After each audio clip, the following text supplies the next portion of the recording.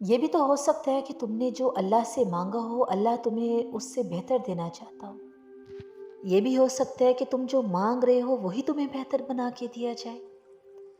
یہ بھی ہو سکتا ہے کہ تمہارا صبر آزمایا جا رہا ہو، اور یہ بھی ممکن ہے کہ تمہارے صبر کرنے سے بند راستے کھول دیے جائیں۔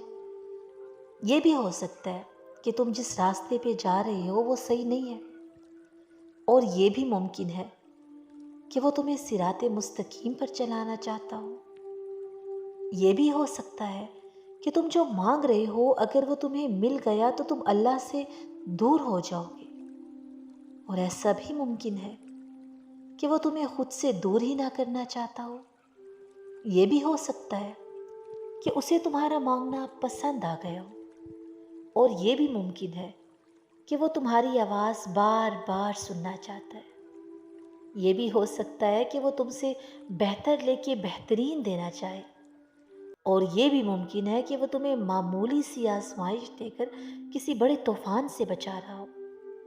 یہ بھی تو ہو سکتا ہے کہ جہاں سے تم بالکل مایوس ہو گئے ہو وہ وہیں سے تمہارے لیے وسیلے بنا دے، اور یہ بھی ممکن ہے کہ جو آزمائش تمہیں اللہ کے قریب لے آئی ہے اس کے بدلے میں تمہیں اللہ مل جائے۔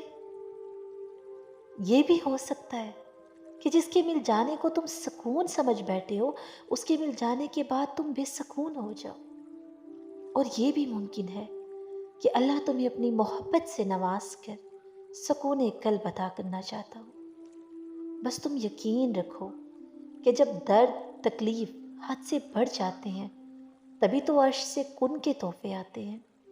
تمہارے یوں ٹوٹ کے بکھرنے میں بھی اللہ کی مصلحت پوشیدہ ہے۔ اب جو تم ٹوٹے ہو تو ممکن ہے اللہ نے تمہیں خود سے جوڑنا ہو، ممکن ہے بلکہ عین ممکن ہے کہ اللہ نے تمہارے نصیب کو تمہارے مطابق موڑنا ہو۔ جو سالوں سے بند ہے قسمت کا دروازہ وہ بس تمہاری ایک دعا سے کھلنا ہو۔ یہ بے بسی اور آنکھوں میں آنسو تو اس بات کی دلیل ہے کہ تمہاری دعائیں قبولیت کے مرحلے میں داخل ہو چکی ہیں۔ فکر مت کرو، اللہ پر یقین رکھو، بے بس تم ہو، تمہارا رب نہیں۔